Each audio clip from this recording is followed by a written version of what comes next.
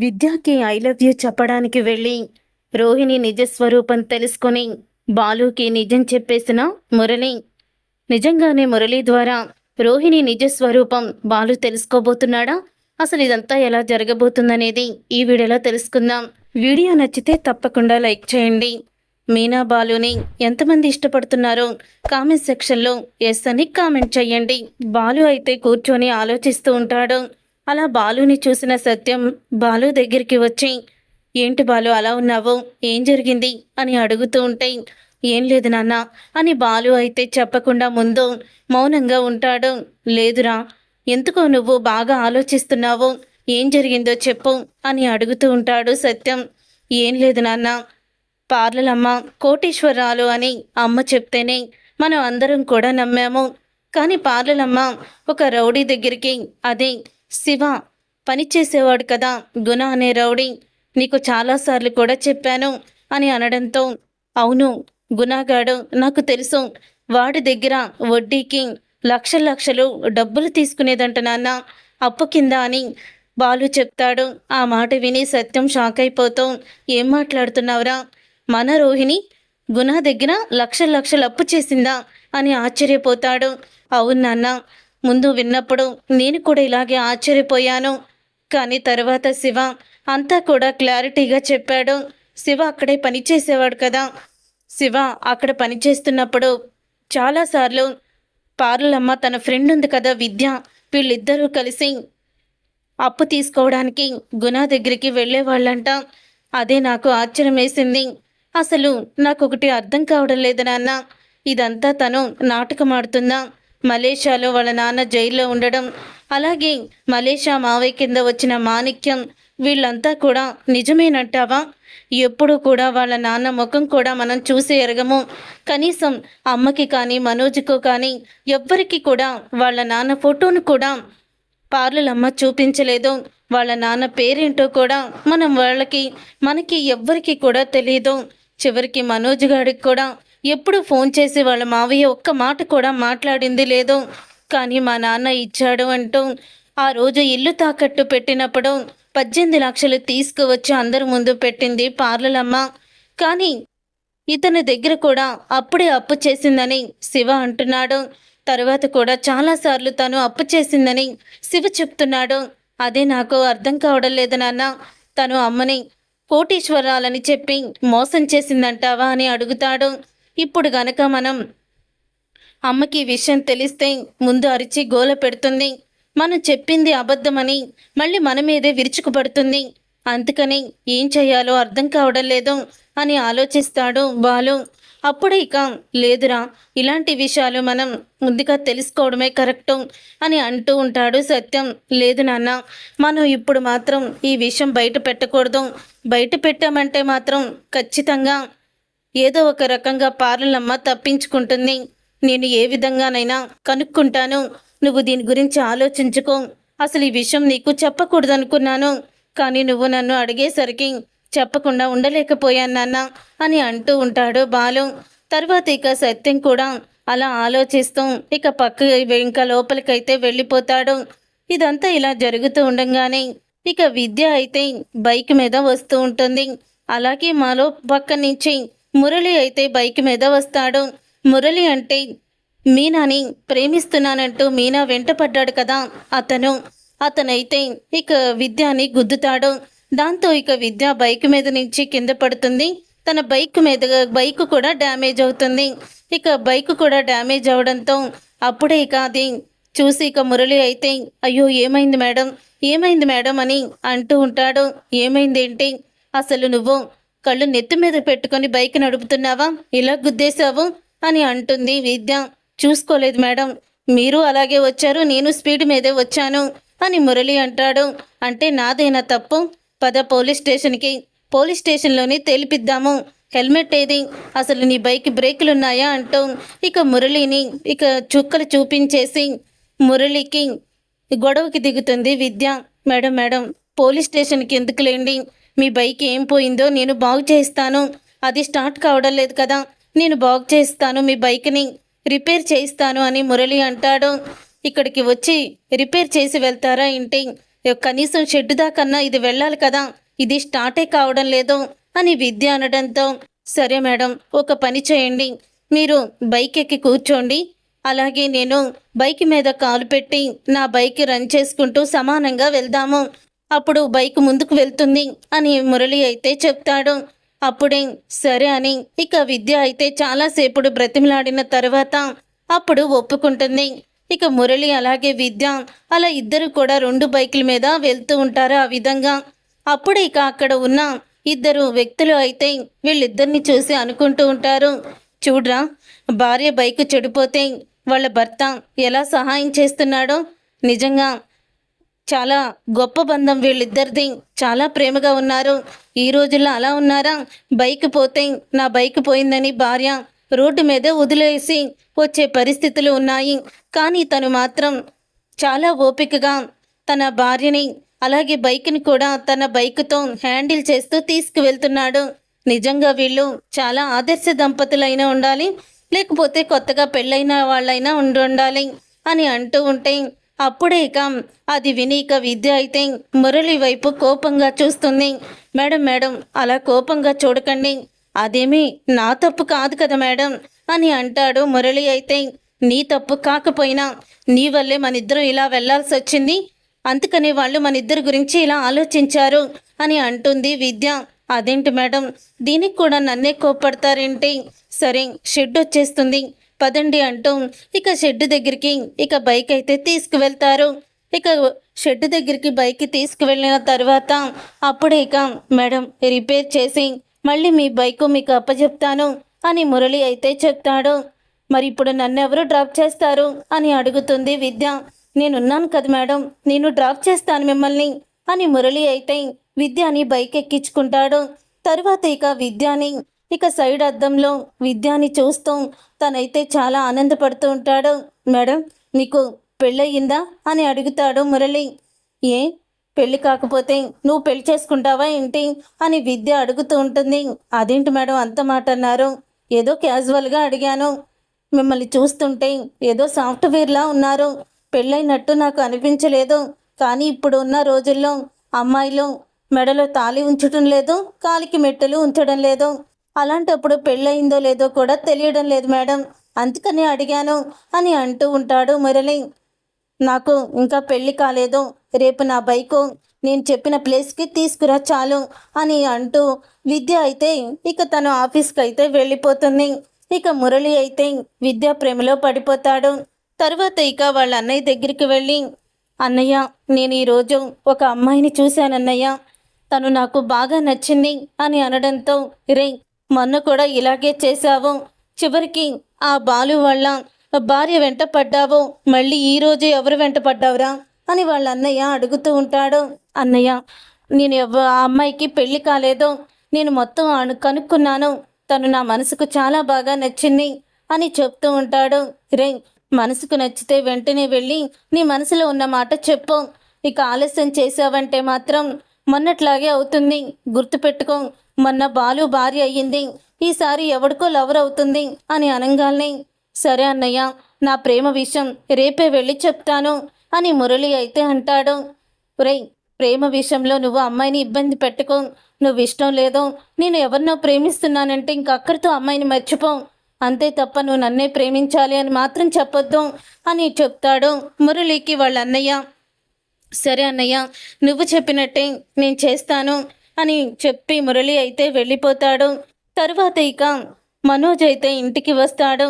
ఇంటికి వచ్చిన మనోజ్తో ఇక సత్యం అయితే అంటూ ఉంటాడు, రే మనోజ్, నీతో మాట్లాడాలరా అని అంటూ ఉంటే, ఏంటి నాన్న అని అడుగుతాడు మనోజ్ అయితే. ఏం లేదురా, నీకొక విషయం చెప్పాలి, నువ్వెప్పుడైనా మీ మావయ్య గారితో ఫోన్లో మాట్లాడావా? అంటే అతను జైలుకి వెళ్ళకముందు ఎప్పుడైనా నీకు రోహిణి వాళ్ళ నాన్న ఫోటో కానీ వాళ్ళ నాన్నే ఫోన్ చేసి ఇవ్వడం కానీ ఎప్పుడైనా చేసిందా అని అడుగుతూ ఉంటే, కనీసం నువ్వు వాళ్ళ మలేషియా మావయ్యతోనైనా ఎప్పుడైనా మాట్లాడావా అని అడుగుతాడు సత్యం. అప్పుడే, అదేంటి నాన్న ఇన్ని అనుమానాలు ఒకేసారి అడుగుతున్నారు? లేదు నాన్న, నేను ఎప్పుడూ కూడా అస్సలు కూడా అడగలేదు. రోహిణి కూడా వాళ్ళ నాన్న గురించి, వాళ్ళ నాన్న ఫొటోస్ కానీ వాళ్ళ నాన్నతో ఫోన్లో మాట్లాడించడం కానీ ఎప్పుడూ చేయలేదు. మా నాన్న మలేషియాలో పెద్ద కంపెనీలు ఉన్నాయని చెప్పడమే కానీ అసలు ఆ కంపెనీ పేరేంటి అనే ఏ విషయం కూడా తను ఎప్పుడు కూడా నాతో మాట్లాడలేదు నాన్న అని అనంగానే, అసలు ఇంత నీకు అనుమానం ఎందుకొచ్చింది నాన్న అని అడుగుతూ ఉంటాడు మనోజ్. ఏం లేదురా, గుణ తెలుసు కదా, అదే బాలు ఎప్పుడు గొడవ పెట్టుకుంటాడు, వాడు వడ్డీ వ్యాపారస్తుడు, ఒక రౌడీ అని అనంగానే, ఆ అవును నాన్న తెలుసు, గుణ నాకెందుకు తెలీదు అని అనడంతో, వాడి దగ్గర చాలాసార్లు రోహిణి లక్షల్లో అప్పు చేసిందంట, ఈ విషయం నీకు తెలుసా అని అడుగుతాడు. లేదు నాన్న, కానీ ఒకరోజు మేమిద్దరం కలిసి రోడ్డు మీద వెళ్తూ ఉంటే గుణ మనుషులు వచ్చి ఎప్పుడు డబ్బులు ఇస్తావంటూ రోహిణిని అడిగారు. అప్పుడు రోహిణిని అడిగితే, నా ఫ్రెండు విద్య కోసం షూరిటీ ఉన్నాను, అందుకే నన్ను అప్పు వచ్చి డబ్బులు అడుగుతున్నారు అని చెప్పి రోహిణి చెప్పింది అని అనడంతో, ఏమోరా నాకు తెలిసి గుణ దగ్గర లక్షల్లో అప్పు చేసిందంట, ఈ విషయం ఎవరో కాదో బాలు వాళ్ళ బామ్మర్ది శివే చెప్పాడు, ఎందుకంటే అతను గుణ దగ్గర పని చేశాడు. నీకు తెలుసు కదా, ఆ గుణతోనే వాడు మీ అమ్మ పర్సు కూడా డబ్బులు కూడా కొట్టేశాడు, గుర్తొచ్చిందా అని అడుగుతూ ఉంటే, అవునన్న, మరి వాడికి అబద్ధం చెప్పాల్సిన అవసరం లేదో కదా, మరి రోహిణి అంత అప్పు ఎందుకు చేసిందో నువ్వే ఎలాగైనా మెల్లిగా అడుగు, కోపంతో అడగొద్దు. ఇప్పుడు ఈ విషయం మీ అమ్మకి తెలిస్తే ఇల్లు పీకి పందిరు వేస్తుంది, ఇక రోహిణిని ఇంట్లో నుంచి బయటికి కూడా గెంటేస్తుంది, అందుకని మీ అమ్మతో చెప్పకుండా నీతోనే నేను చెప్తున్నాను అని అంటూ ఉంటాడు. సత్యమైతే అప్పుడు ఇక మనోజ్ అయితే ఇక ఆలోచిస్తూ లోపలికైతే వెళ్తూ ఉంటాయి. ఇంతలో ఇక రోహిణి ఫోన్ మాట్లాడుకుంటూ చూడకుండా లోపల నుంచి బయటికి వస్తూ మనోజ్ని ఢీకొంటుంది. దాంతో ఇక మనోజ్ అయితే ఒక్కసారి ఏంటి రోహిణి ఇదంతా అని అడుగుతూ ఉంటాడు. నేను అడగాలే మనోజ్, అసలు కనిపించడం లేదా, నన్నెందుకు ఇలా గుద్దావు అని అడుగుతూ ఉంటుంది రోహిణి. ఆ విషయం నేను నిన్ను అడగాలి, ఏమైంది నీకు, నువ్వెందుకు ఇలా చేశావు అని అడుగుతాడు మనోజ్. అప్పుడే రోహిణి, అసలు ఏంటి నువ్వు చూసుకోకుండా నన్ను గుద్దేసి ఇప్పుడు ఇలా మాట్లాడుతున్నావు అని అడుగుతూ ఉంటే, మరి నువ్వేం చేస్తున్నావు, నువ్వు ఫోన్లో మాట్లాడుకుంటూ నన్ను చూసుకోకుండా నన్ను గుద్దేశావు కదా, మరి నిన్నేమనాలి అని మనోజ్ అడుగుతూ ఉంటే, ఏంటి మనోజ్ ఏమైంది అంత కోపంగా ఉన్నావు అని అడుగుతుంది రోహిణి. అవును, మీ నాన్న జైల్లోనే ఉన్నాడా అని అడుగుతూ ఉంటే ఒక్కసారే రోహిణి ఆ మాట విని షాక్ అయిపోతూ ఉంటుంది. అసలు మీ నాన్న కోటీశ్వరుడేనా, మీ నాన్నకి మలేషియాలో కంపెనీలున్నాయా, మీ మలేషియా మావయ్య, మీ మలేషియా నాన్న, కంపెనీలు ఇవన్నీ నిజమా, లేకపోతే మా అమ్మ దగ్గర నువ్వు మెప్పు పొందాలని, కోటీశ్వరాలని అనిపించుకోవాలని, మన పెళ్లి జరగాలని మా అమ్మ దగ్గర అబద్ధం చెప్పావా అని అడిగేస్తాడు. ఆ మాట విని రోహిణి షాక్ అయిపోతూ ఉంటుంది. ఇక రోహిణి షాక్ అయిపోతూ, ఏంటి మనోజ్ ఇన్ని అనుమానాలు నీకు అని అడుగుతూ ఉంటే, అవును నాకు ఇన్ని అనుమానాలే వస్తున్నాయి, నీ ప్రవర్తన చూసి ఏ రోజు కూడా మీ నాన్న జైల్లో ఉన్నాడని ఒక్కరోజు కూడా నువ్వు బాధపడలేదు, అంతేకాదు నువ్వు ఆ గుణ దగ్గర లక్షల్లో అప్పు చేసావని బాలు వాళ్ళ బామ్మర్ది చెప్పాడు, అంత డబ్బు నువ్వు ఎందుకు అప్పు చేశావు, నీకు అంత అప్పు చేసే అవసరం ఎందుకొచ్చింది అని అడుగుతాడు మనోజ్. అయితే ఎవరో చెప్పిన మాటలు విని నువ్వు నన్ను నిలదీస్తున్నావు మనోజ్ అని అడుగుతూ ఉంటుంది రోహిణి. చూడు రోహిణి, నువ్వు ఏదైనా రహస్యం దాచిపెట్టుంటే నా దగ్గర మాత్రం నిజం దాచిపెట్టకుండా బయట పెట్టు, లేకపోతే తర్వాత ఎవరి ద్వారానన్నా సాక్ష్యాలతో సహా నీ గురించి తెలిస్తే మాత్రం ఆ తర్వాత పరిస్థితులు చాలా దారుణంగా ఉంటాయి అని అంటూ ఉంటే ఇక ఆ మాట విని అప్పుడే ఇంకా రోహిణి షాక్ అయిపోతూ ఉంటుంది. తరువాత రోజు ఇక రోహిణి అయితే ఇక ఈ విషయం గురించి మాట్లాడడానికి విద్య వాళ్ళ ఇంటికైతే వస్తుంది. ఇక విద్య వాళ్ళ ఇంటికి వచ్చి తలుపులు వేసి బయట లోపల ఇద్దరు కూడా మాట్లాడుకుంటూ ఉంటారు. అప్పుడే ఇక మురళి అయితే విద్యకి ఐ లవ్ యూ చెప్పడానికి బొకే తీసుకొని విద్య వాళ్ళ ఇంటికైతే ఇక తను వస్తూ ఉంటాడు. అప్పుడు ఇక రోహిణి అయితే నా మీద ఒక్కొక్కటిగా అనుమానం ఇంట్లో వాళ్ళకి ఎక్కువైపోతుంది అని అంటూ ఉంటుంది. రోహిణి ఏం జరిగింది అని అనడంతో, ఏం జరగడం ఏంటి, అసలు గుణ దగ్గర నేను లక్షల్లో అప్పు చేశానని ఆ శివగాడు మనోజ్కి చెప్పేశాడు. మరి మనోజ్కి ఎవరి ద్వారా తెలిసిందో తెలియదు, కానీ నాకు తెలిసి మనోజ్ ఆ నిజాన్ని మనోజ్కి ఆ శివే నిజం చెప్పేశాడని అనుకుంటున్నాను. ఇప్పుడు మనోజ్కి నా మీద అనుమానం అయితే పెరిగింది అని అనడంతో అప్పుడే కాదు విని విద్య కూడా షాక్ అయిపోతూ ఉంటుంది. ఇంతలో డోర్ కొట్టబోతూ ఉంటాడు మురళి విద్య ఇంటికి వచ్చి. అప్పుడే మురళి డోర్ కొట్టబోతూ ఉండగా ఇక విద్య అయితే లోపల ఎవరితోనో మాట్లాడుతున్నట్టు మాటలైతే వినిపిస్తూ ఉంటాయి. లోపల ఎవరితోనో విద్య మాట్లాడుతున్నట్టుంది. ఇప్పుడు లోపలికి వెళ్తే మళ్ళీ తను ఎలా రియాక్ట్ అవుతుందో, తను ఎవరితో మాట్లాడుతుంది అని అనుకుంటూ కిటికీలో నుంచి లోపలికైతే చూస్తాడు. అలా కిటికీలో నుంచి లోపలికి చూసిన తర్వాత అప్పుడే ఇంకా రోహిణి కనపడుతుంది మురళికి. రోహిణి కనపడడంతో ఈవిడ్ని ఎక్కడో చూశానే, ఆ రోజు బాలు అన్నయ్య వాళ్ళ ఇంటికి వెళ్ళినప్పుడు ఈవిడ కూడా నాకు కనిపించింది. బాలు అన్నయ్య వాళ్ళ వదిన అనుకుంటా అని అనుకుంటూ ఉంటాడు మురళి. అప్పుడే వాళ్ళిద్దరు కూడా మాట్లాడుకుంటూ ఉంటారు. నేను మనోజ్ని మోసం చేసి పెళ్లి చేసుకున్నాను, అబద్ధాలు చెప్పి పెళ్లి చేసుకున్నాను, నేను కోటీశ్వరాలనని చెప్పి ఒక బిడ్డకి తల్లి అయ్యి మొదటి పెళ్ళయ్యి నా మొదటి భర్త చనిపోయాడు. ఈ నిజాలన్నీ కూడా దాచిపెట్టి మనోజ్ని నేను పెళ్లి చేసుకున్నాను. కానీ ఇప్పుడు నా గురించి అందరికీ నిజం చెప్పే సమయం అయితే వచ్చేస్తుంది అనుకుంటున్నాను. ఇప్పుడు నాకేం చేయాలో అర్థం కావడం లేదు. నేను చేసిన మోసం తెలిస్తే మా అత్తయ్య అస్సలు కూడా నన్ను క్షమించదు. ఆ బాలు మొత్తం కూడా నిజాలను బయట పెట్టే పనిలోనే ఉన్నాడు. ఏదోటి చేసి ఆ బాలుని ఇంట్లో నుంచి బయటికి గెంటించేయాలి. ఏదోటి గట్టిగానే ప్లాన్ చేయాలి. ఇప్పటి వరకు ఎన్నో ప్లాన్లు చేశాం బాలు మీనాని బయటికి గెంటేయాలని, కానీ ఏ ప్లాను సక్సెస్ అవ్వలేదు కదా అని విద్య అంటుంది. నీతో పాటు నేను కూడా చాలా పెద్ద తప్పులు చేశాను అని విద్య అనడంతో అప్పుడే ఇక మురళి అయితే అదంతా విని, వామ్మో అసలు ఏంటిది, బాలు అన్నయ్య వాళ్ళ వదిన మరి ఇంతలా మోసం చేసిందా, ఈ విషయం బాలు అన్నయ్యకి వెంటనే చెప్పాలి అని వెంటనే మురళి అయితే బాలుకి ఫోన్ చేస్తాడు. వీడు ఫోన్ చేస్తున్నాడేంటి అని బాలు ఫోన్ లిఫ్ట్ చేస్తాడు. ఏంట్రా మురళి, ఎందుకు కాల్ చేసావని అడుగుతూ ఉంటే, అన్నా మీ వదిన గురించి నీకొక నిజం చెప్పాలి, ఫోన్లో చెప్పేది కాదు, వెంటనే నేను చెప్పిన ప్లేస్కి రా అని అంటాడు. అప్పుడే ఇక మురళి చెప్పిన ప్లేస్కి బాలు అయితే తొందరగానే వచ్చేస్తాడు. ఏంటి మురళి, మా వదిన రోహిణి గురించి ఏదో నిజం చెప్పాలంటున్నావు, ఏంటది అని అంటూ ఉంటే, అవునన్నా నిజం చెప్పాలి, ఏంటో ఎందుకో తెలుసా, అది మీ వదిన మిమ్మల్ని మోసం చేసింది. మీ వదిన కోటీశ్వరాలని మీరు అనుకుంటున్నారు కదా, మీ వదిన కోటీశ్వరాలు కాదు, మీ వదిన మామూలు ఆడదు కాదు. తను ఎంత మోసం చేసిందంటే మిమ్మల్ని, తనకి ఆల్రెడీ మొదట పెళ్ళయ్యింది, ఒక కొడుకు కూడా ఉన్నాడు.